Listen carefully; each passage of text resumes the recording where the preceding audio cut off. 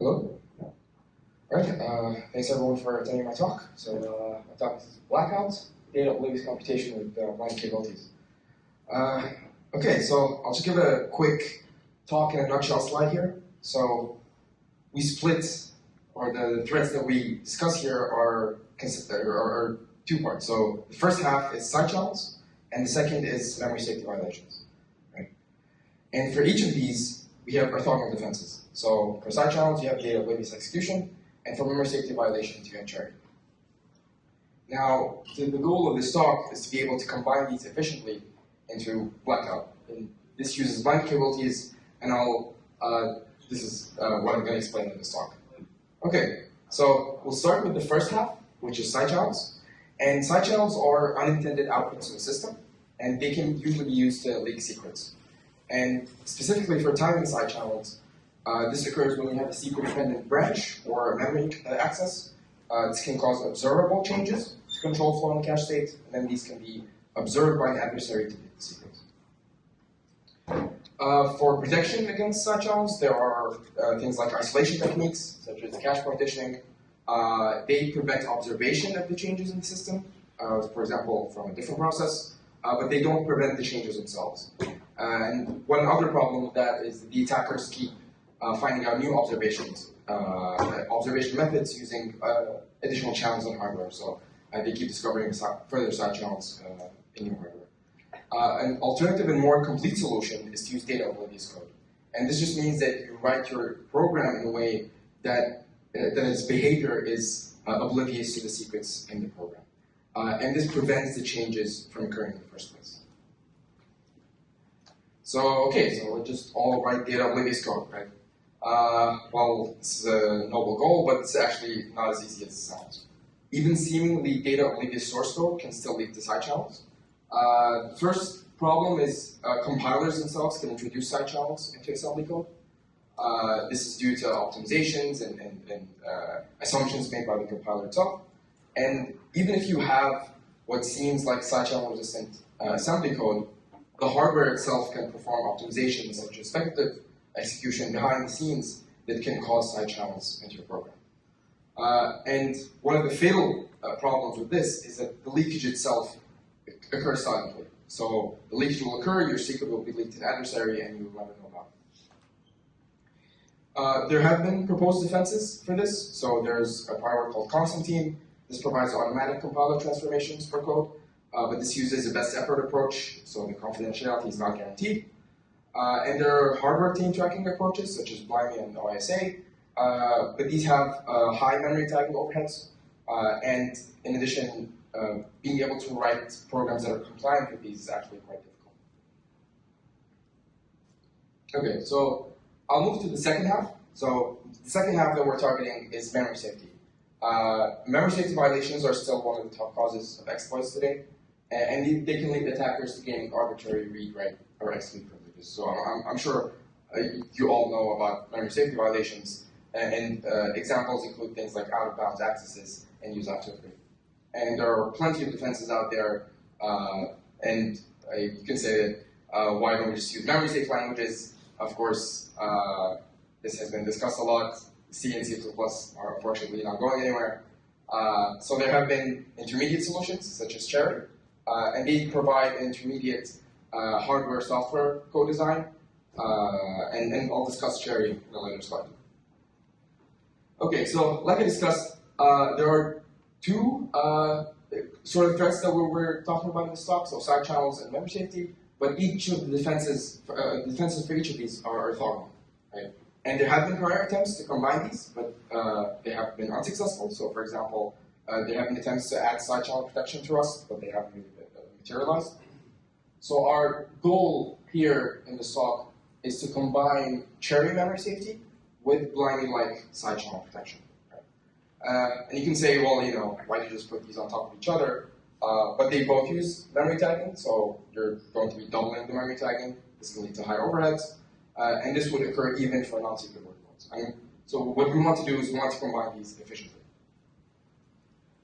Okay, so a little bit of background. So what is Cherry? Cherry, the idea behind Cherry is to replace pointers to code and data in the program with capabilities. And capabilities are pointers that have metadata attached to them. This metadata contains bounds and permissions. Memory tagging is used to maintain a validity bit in shadow memory. So this is the one bit that we have here on the left. Two important characteristics of Cherry is provenance and monotonicity, and these prevent an adversary from forging capabilities. So provenance just means that valid capabilities can only be derived from other valid ones. So you start off with a root capability for all of memory, and then you derive capabilities from that. And monotonicity just means that your capability cannot gain permission. So once it loses a permission that is unset, it can't gain that until it goes back to like a parent permission, parent capability. Okay, so now I'll give an overview of Blackout. So in the second half of this talk, I'll discuss how the hardware propagates blindedness. And so when I say blindedness is just our way of saying taint, and taint that denotes secret data. Okay? So I'll talk about how the hardware propagates blindedness and prevents leaky operations. I'll discuss our concept of blinded capabilities. I'll introduce that and how we guarantee exclusive access for these capabilities. And I'll talk about our compiler and software support that guides developers towards writing Data-Oblivious script properly. So I'll talk about our compiler that generates blind capabilities, and our software support, which consists of Cherry BSD and blinded malloc.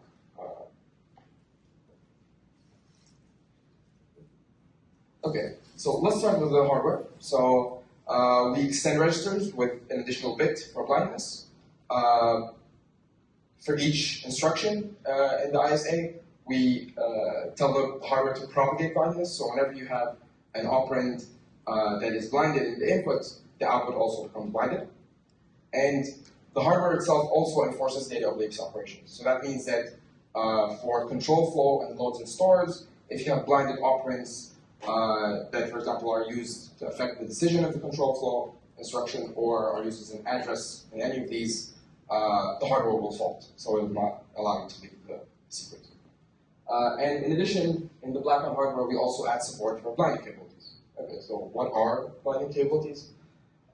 These are just capabilities with a new permission bit unset. So what this means is we added a new permission called a non-oblivious access, and if the capability does not have this permission, it means that data that is handled by this capability must be operated on in a data-oblivious manner. Right? When data is loaded using a blinded capability from memory, we mark the blindedness bit in the register. We set it to 1. And doing this actually allows us to avoid additionally tracking the data in memory. So we talked about this additional overhead of combining blind and cherry. This allows you to prevent that because now you only need to track the blindness in the registers instead of also in memory. Because blind capabilities will handle secret data, we also want to be able we will also want to guarantee that it has exclusive access to this data. So if you have this figure here, and you have blinded capabilities that have access to blinded data in memory, so this access should be okay. But if you have a non-blinded capability in the system, and that tries to access your blinded data, that should not be allowed. So what we do is we guarantee exclusive access. And we do this through 3 invariants. So the first is that blinded data cannot be stored using a non-blinded capability. So you can't use a regular capability to store data that is blinded in the register. The second is the capabilities themselves cannot be blinded. So this makes sense because you don't want the pointer of this pointing into memory to be secret. And the third is the bounds of valid VCs and non-VCs should not overlap. So you shouldn't be able to access blinded data from a non-blinded capability.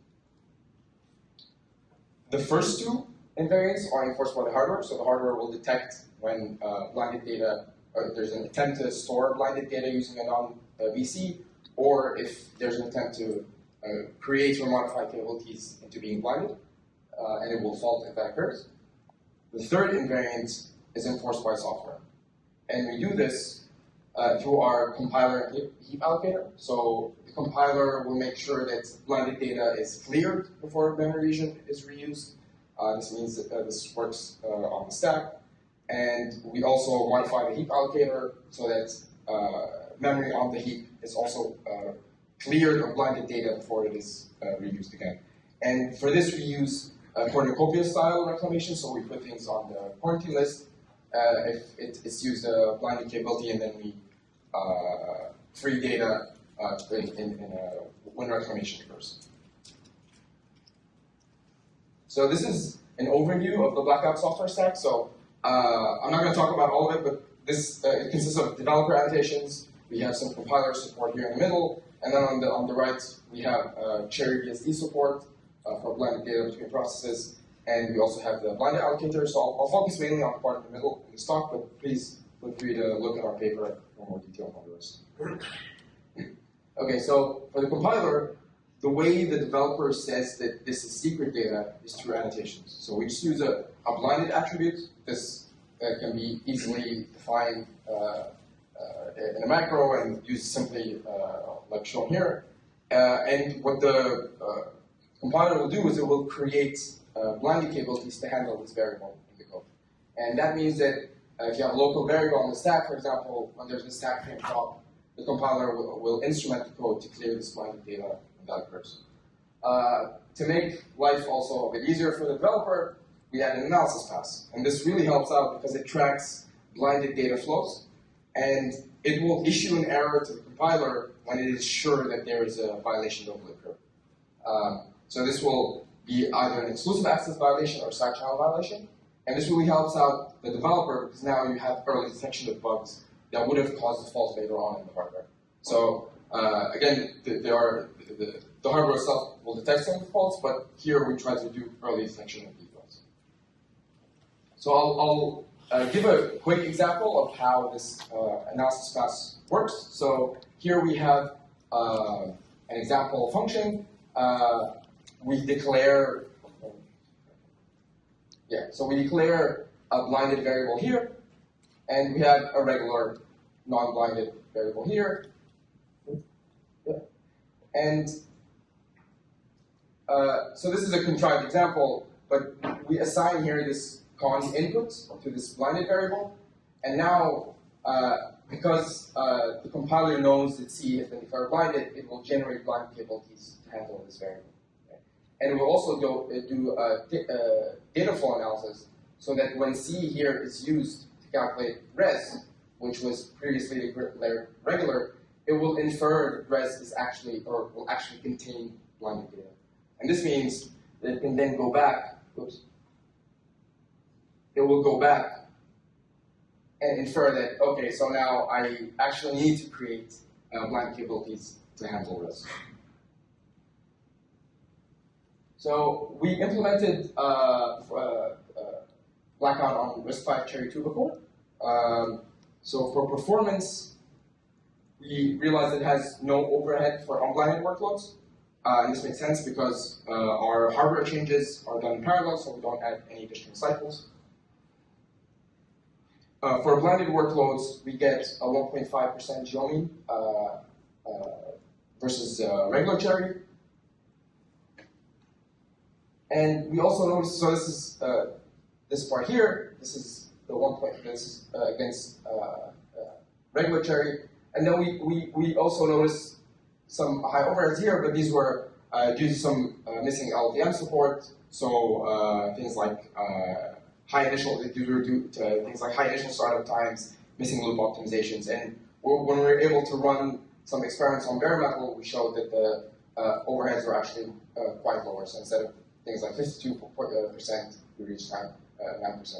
But the main thing to note out here is that 1.5% is the main overhead versus the unmodified Cherry. For security evaluation, so our guarantees are inherited from both Cherry and blinding because we take the memory safety properties of Cherry and combine them with the side channel resistance of blinding. And for empirical evaluation, we ran some tests for protection against Spectre. So vanilla Cherry tuba is vulnerable to the following Spectre variants. and we ran tests using prior work, and we verified that blackout stops all of them. And we also checked that blackout allows non-interference. So Data-Oblivious execution inherently provides interference, but we verified this empirically using prior work called Libra, and we ensured that signals were not affected by secret data. Okay, so in conclusion, I presented blackout. So blackout combines sharing memory safety with blinded-like slideshot protection. Right? We introduced the concept of blinded capabilities that access blinded data and memory, and that allows us to avoid having to introduce additional memory tagging for blindness. The hardware itself will track blindness through operations, and it will stop leaky operations by faulting. We showed the evaluations show minimal performance overheads. There are also area and power numbers that I didn't show here, but please check the paper for those. And the security guarantees are inherited from both sharing and blinding, and we go into more detail in the paper there as well. So please feel free to check our page here. So scan the QR code. I'm ready for any questions. Thank you.